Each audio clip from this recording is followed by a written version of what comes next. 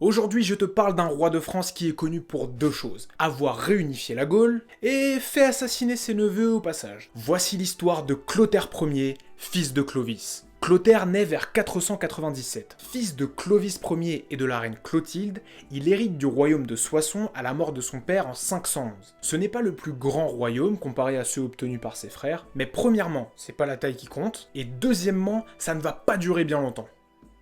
En 524, il part en guerre contre les Burgondes avec ses frères. Bien qu'ils en sortiront victorieux, cet épisode sera surtout marqué par la mort de son frère, Clodomir. Les enfants de ce dernier devaient d'ailleurs hériter du royaume de leur père, mais c'était sans compter sur leurs doux et affectueux oncles Childebert et Clotaire qui les ont fait assassiner.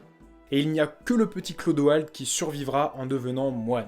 Au fil des années, Clotaire accumule les territoires. Il conquiert la Thuringe en 531, participe à la chute des Burgondes en 534 et récupère une partie de la Provence en 537. Ouais, il faisait son petit marché quoi. Mais ce n'est pas tout puisque Clotaire récupère également les royaumes de ses frères au fur et à mesure que ces derniers meurent. De causes naturelles bien sûr, je suppose. Et en 558, c'est le jackpot.